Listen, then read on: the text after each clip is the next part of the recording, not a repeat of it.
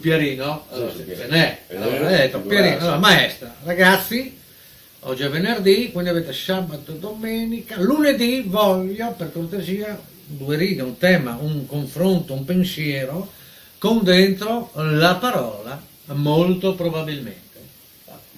Come studia, siccome era ancora a scuola. Allora arriva lunedì, arriva Robertino. Ma guardi, signora maestra, io domenica, anzi sabato, sono stato via con la barca di mio zio. Abbiamo girato tutto il Gradese, la zona lì di Grado, Barbana.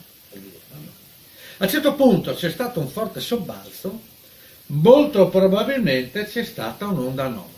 Molto bravo, fanno l'applauso, bravo, Robertino. Franchetto. Franco, tu guarda, invece io domenica ho fatto un giro con l'elicottero dello zio.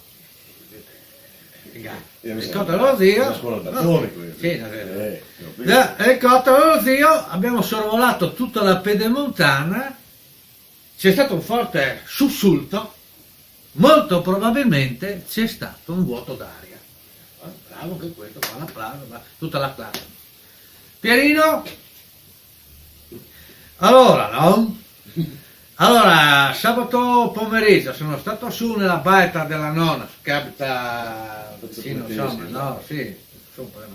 Allora, no, allora eravamo io e mio fratello, insomma, tu giocavi alla nonna, giocavamo fuori della baita, che era caldo.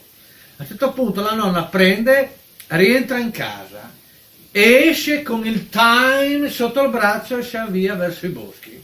Vabbè, scusa Pierino, ma mi pare che tua nonna non sa l'inglese.